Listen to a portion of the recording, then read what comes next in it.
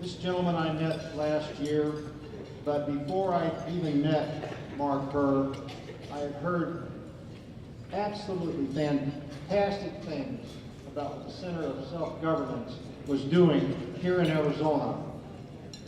Individuals would come up to me and say, wow, John, or Mark and Tracy and all of the individuals that are training the CSG level courses, the level 1 through level 5, it really means a great deal for people to get involved. If you're an activist, it gives you the skills, common set of skills that we all need to be able to leverage and to influence the outcome of public policy, whether it be at the local, state, or federal level, whether it be government or education. Now, we all work very hard to get Republicans elected to office, but unfortunately, the Democrats, they get a few elected also. So what Mark and the Center of Self-Governance does is train all of us, grassroots activists like we are, to be able to have a common skill set where we're able to talk to these individuals and be able to hopefully influence the outcome of what their policy making is all about. So let me do this. What I want to do is read Mark's bio. Mark Kerr, Sr., President of the Center for Self-Governance. Mark Kerr, Sr. was born 1970 in South Ruislip, is that correct? Ruislip, England. He's an expatriate and a loving father of his 21-year-old son, Mark Jr. Mark is a Memphis, Tennessee resident, a U.S. Air Force retiree, and co-founder of the educational institution, the Center for Self-Governance. His education group, CSG, founded in October 2011, trains citizens how to apply leverage and influence with local, state, and federal levels of government. The organization's objective is to institutionalize self-governance in the United States and be a leading force in helping save our republic. CSG's formation is the result of personal introspection and observation concerning citizen engagement in policy making. Mark and his colleagues were spot on in their beliefs. Citizen activists from all over the United States are requesting CSG's training curriculum.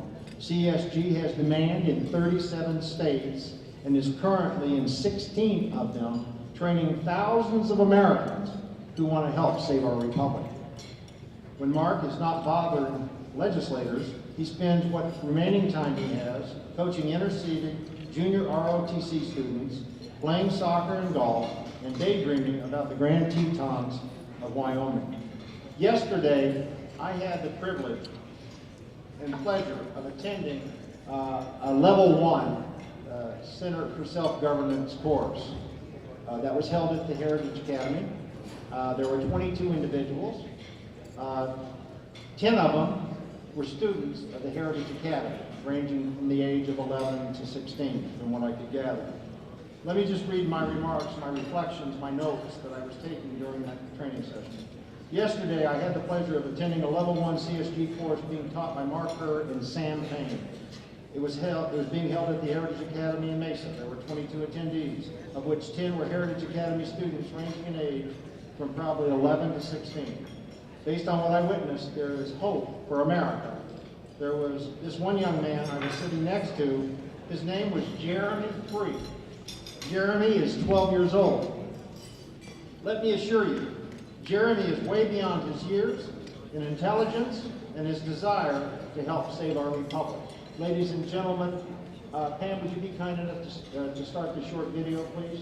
And it's my great honor and great pleasure to introduce our keynote speaker and his team, Mark Kerr, the Center of Self-Governance.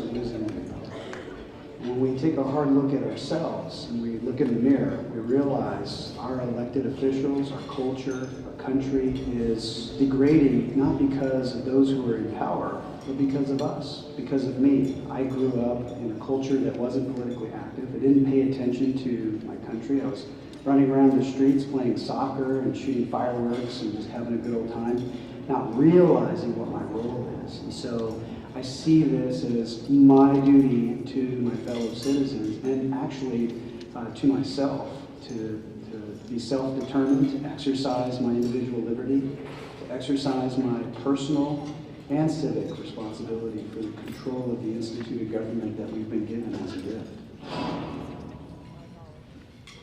Good morning.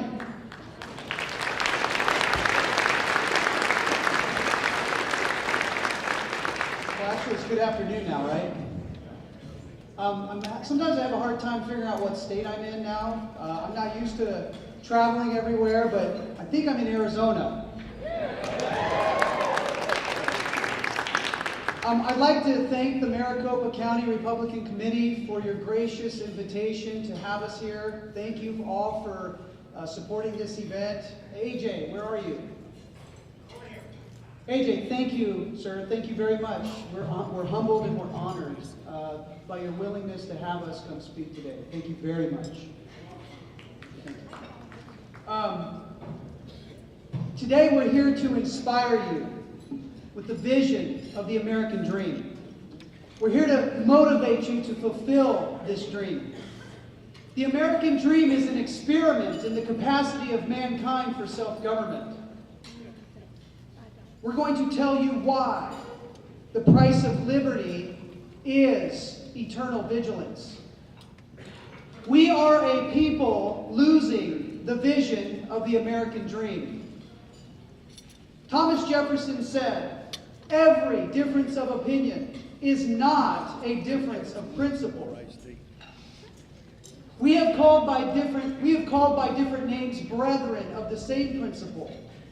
We are all Republicans.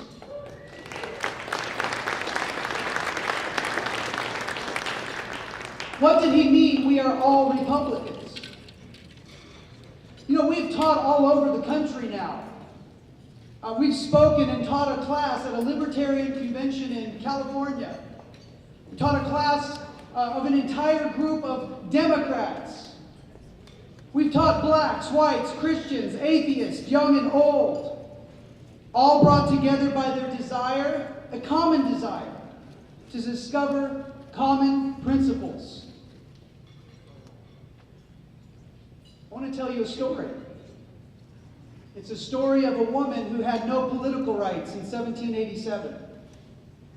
Where she came from, she could not vote, she could not hold elected office. That's what we fight for every year, right? This woman, her name is Elizabeth Powell.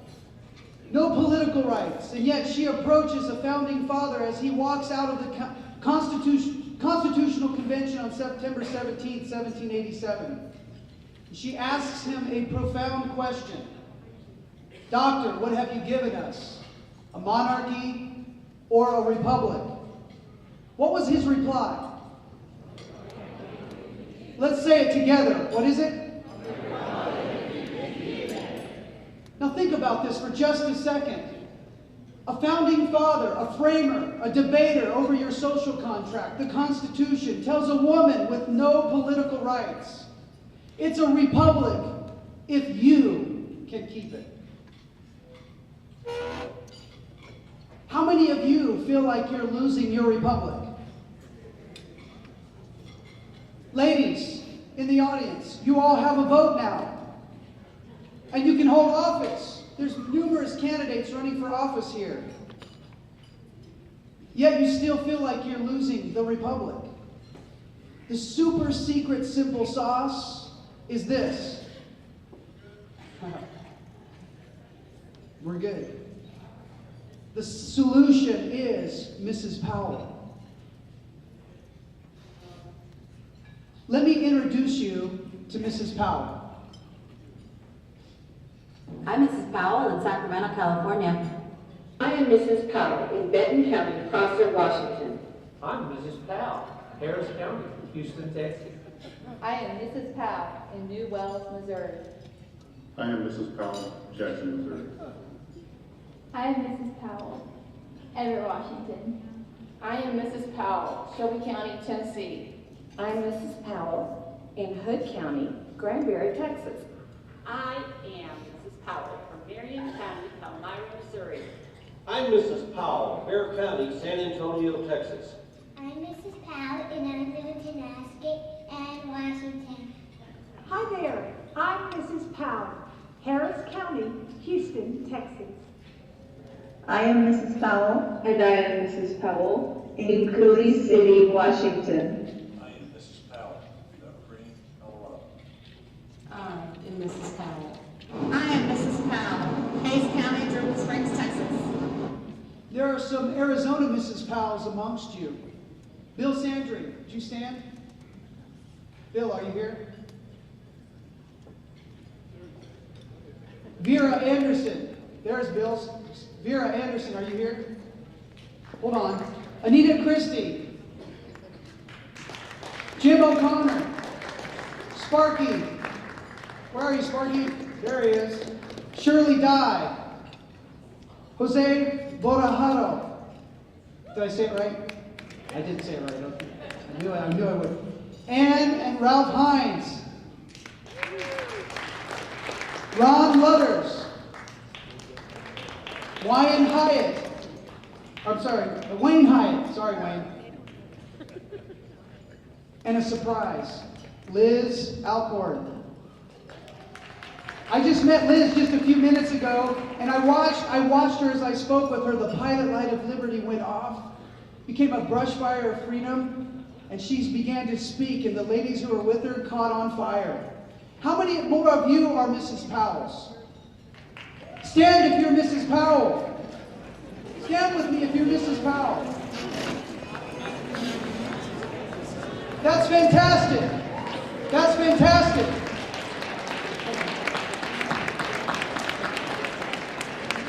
That's fantastic.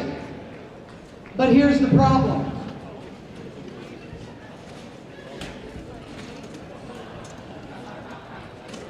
The problem is, we the people have lost control of our instituted government.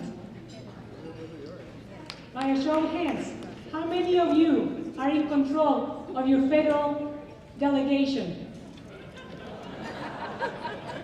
How about your state legislature?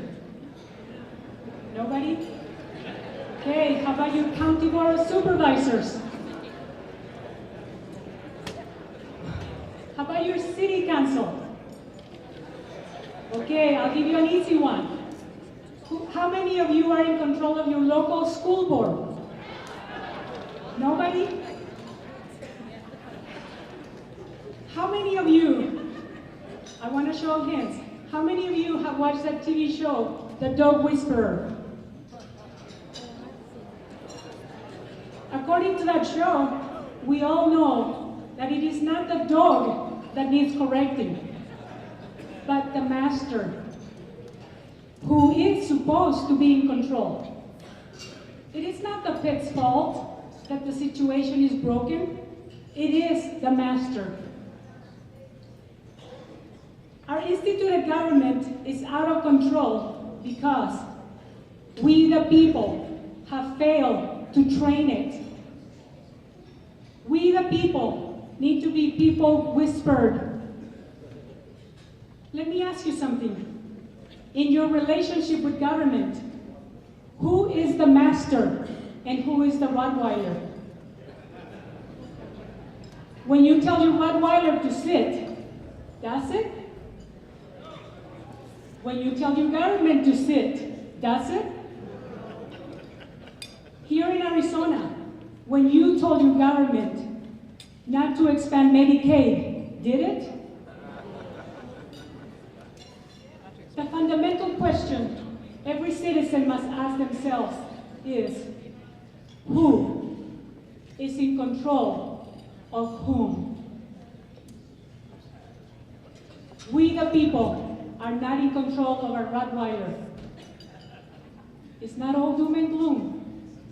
There is a solution to this problem. There is hope for the future. We can learn to control our government. And we can maintain that control, not just for ourselves, but for future generations. Here's how.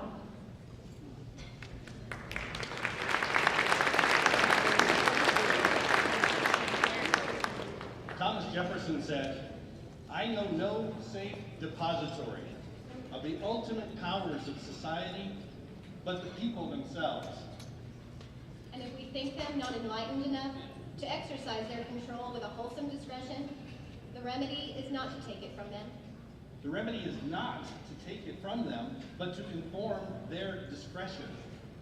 Discretion is that ability to judge critically what is correct and proper. When it comes to abuses of constitutional power, informing Mrs. Powell's discretion through education is the true corrective. So what is it that we need to learn? We need to learn how a republic represents the balance between the opposing philosophies of anarchy and tyranny, and why that understanding is critical to maintaining balance. We discover the engine of self-governance, that continuous cycle of observation, self-education, strategizing, and action that forms the core of what it takes to keep the republic. We can get off the roller coaster and discover how to use both the election and the legislative cycle, successes and defeats, to achieve our goals and keep the republic. We can learn to communicate effectively. It's easy to talk to our friends about the issues that are important to us, but how do we establish relationships and credibility with elected officials, their staff, and the media? Building credibility takes more than just introducing yourself and giving an opinion. It's about bringing clarity, hearing and understanding, knowing how to read verbal and nonverbal cues, leveraging the power of familiarity, integrity, and confidentiality. We learn to organize information and present our message for maximum effectiveness, and remain adaptable and flexible to survive the inevitable ups and downs. Sometimes you'll have an audience and people will listen, and sometimes you don't. But the good news is that even the ebbs and flows of personal influence can be used to keep the republic. It is said that no man is an island, and that's particularly true in politics. The key to being truly effective is to align with like-minded people and form teams to accomplish our objectives. We learn about team dynamics and how to combine our skills with those of our teammates to organize for maximum impact. Central to our learning is the understanding that there is nothing more important than keeping the republic. By focusing on Mrs. Powell, we come to understand the dynamics of self-governance, the power of effective communication, and the fundamentals of team building that will help us win the war, not just the occasional battle. We are Mrs. Powell. You are Mrs. Powell. Every one of you walked into this room today, members of various organizations, passionate about very different issues, describing yourselves with any number of labels and adjectives. That is excellent news, because every one of those things, because all of that can be used to keep the republic. Be who you are. Across the country, people of every stripe are working together. People who didn't think it was possible, people who were giving up, people who were so distrustful of the political process that they never even voted. These people are speaking before their legislatures. They're becoming powerful. They're on fire to keep the republic.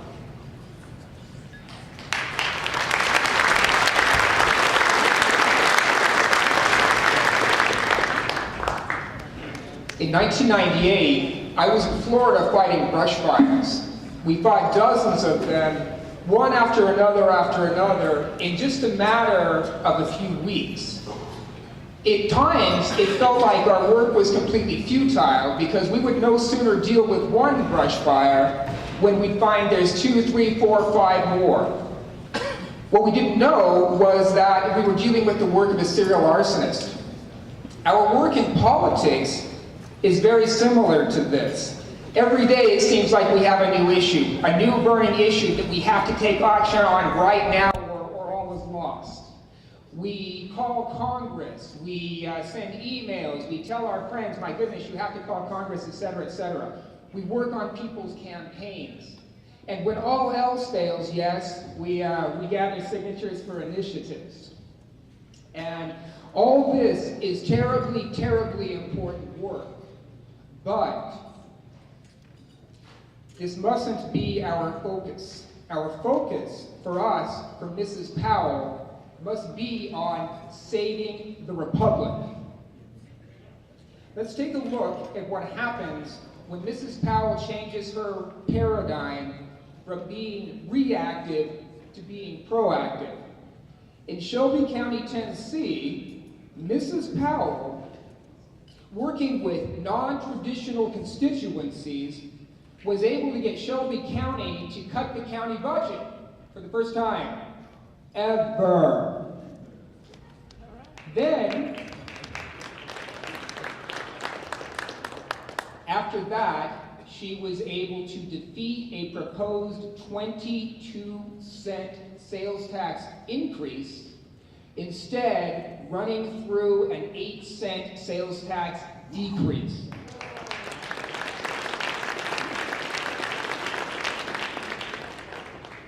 In Cade County, Missouri, Mrs. Powell is now driving the conversation on local control of education. She was instrumental in the election of one school board member and is now increasing citizen engagement by helping 2 other citizen activists in their campaigns for school board. In Okanogan County, Washington, the county comprehensive plan was 600 pages. Mrs. Powell was able to get that reduced to 40 pages. And other Washington counties are doing the same. It has now become a trend because of Mrs. Powell to cut government regulation in the blue state of Washington.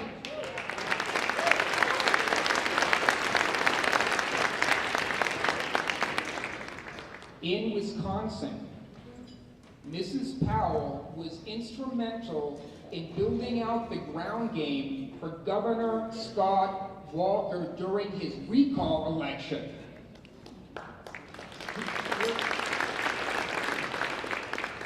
Here in Arizona, a bill which will inject much needed accountability and transparency into our state budget has been languishing for 15 years. Mrs. Powell's, most of whom are in this room today, have educated key legislators and members of their staff, and this tremendously important bill is finally receiving its due consideration after 15 years.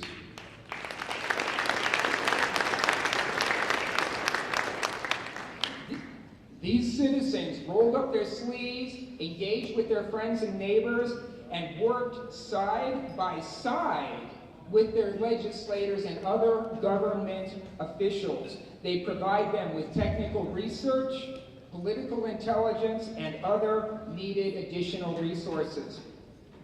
What it comes down to is we are not just telling government what to do, we are helping them to do it. Hi, I'm Heidi Schaefer, and I'm a local legislator in Shelby County, Tennessee. I've been working with folks who've been trained by the Tennessee Center for Self-Governance for about 2.5 years, and the impact it's had on either stopping legislation that we didn't want to get through or passing legislation that we wanted to get through has been phenomenal. Here in Shelby County, we are definitely in the minority. As Republicans and conservatives, we're in the minority. So, getting anything done or stopping anything from getting done is a really, really gargantuan effort. We couldn't do the things that we're doing here, and we've been successful, without the folks, the team who's been trained by Tennessee Center for Self-Governance. What they do is they help me provide me research, they provide me ground troops, they come and speak at meetings, they talk with legislators in a way that I'm not allowed to talk with other legislators, in a way to persuade them to come to our way of thinking and come to a more reasonable way of effecting laws. It has been a groundbreaking experience here, and I'm really encouraging all of you across the nation to replicate it and do this in all of your little areas, every county, municipality, suburb. Take advantage of their training. Get your folks ready in a team so that they can impact what's going on, not just who gets elected, but how those folks govern once they're elected. Thank you so much, and please feel free to contact me if you have any questions. We are currently actively training people in 16 states with requests for our training programs in 21 more. We are in more than 90 counties, have trained more than 1,400 Mrs. Powells across this nation, and in 2014, we will train more than 3,000 additional.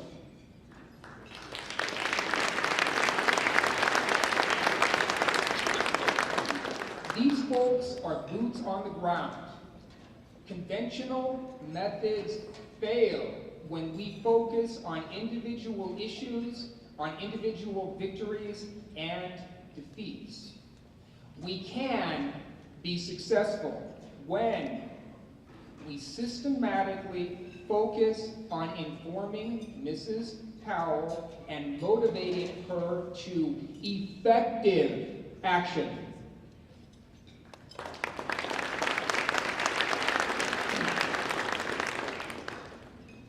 Thomas Jefferson said, "I like the dreams of the future better than the history of the past." We have a dream, and that dream is that all the Mrs. Powells across the entire country would exercise their civic authority. This capacity of mankind for self-government that James Madison referred to.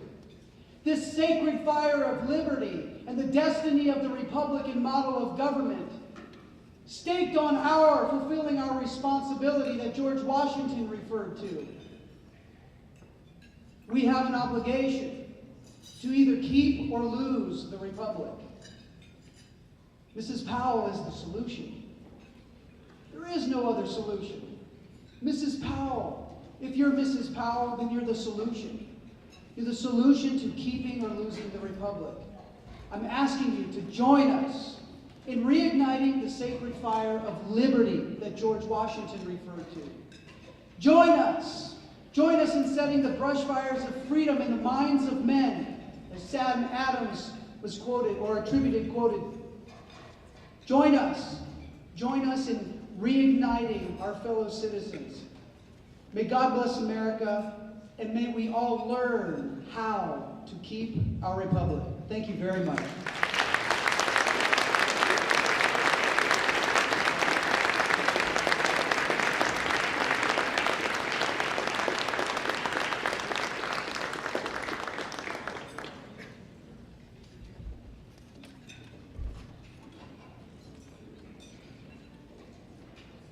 Ladies and gentlemen, let's give these people a big round of applause. Thank you so much. Thank you, Ms. Powell. Thank you. Great job. Thank you very much, Mark. Thank you very much for the team effort. Thank you very much. Let me get my agenda back up on the podium here real quick.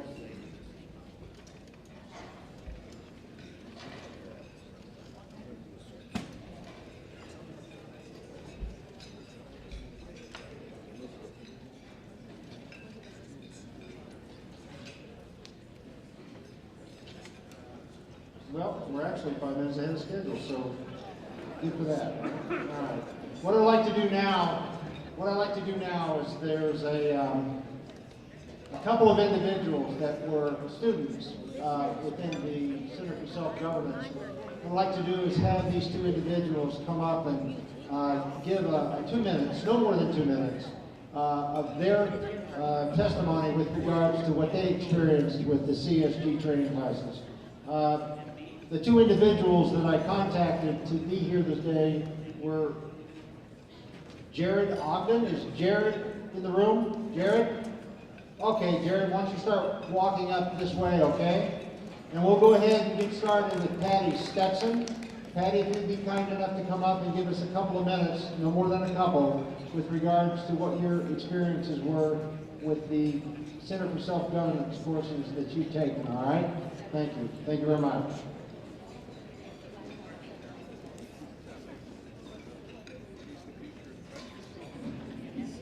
Good afternoon, ladies and gentlemen, friends and patriots. There's been a lot of quoting, but I'm going to quote Albert Einstein. If I don't speak on it, if I don't act on it, I'm complicit. Every one of us here has spent time, talent, and treasure to support a legislator or an issue, only to see that person cross the aisle one time too many for our likes, or see the issue we so passionately supported go down in flames. We sat on our hands or turned the other cheek. What Mark brings to us with the Center of Self-Governance is a solution to this, where we can be empowered to be more successful in dealing with our government. Mark's pathway brings the tools, the tactics, and strategies to the table that will make the big difference. Case in point, briefly, the citizens of Tennessee elected a state representative who also invested their time, talent, and treasure, and entrusted him with one mission: vote to keep Obamacare out of Tennessee. No vote was taken. Did Mark and his team sit on their hands or turn the other cheek? They went to work. They investigated what happened. They brought the facts back to the citizens of their community and told them, and they went to work. They prepared postcards, and when the legislator returned to his constituency, they presented him with over 420 postcards telling him that if he didn't obey how they wanted him to act in Congress, they would find someone else. They informed the donors of these facts, and they went to work. These were the Mrs. Powers of that district. At no time should we forget that the power of this nation rests in we, the people. Our challenge today is to be loyal to the trust to keep our republic and honor Lincoln's words that government of the people, by the people, and for the people shall not perish from this earth. Thank you.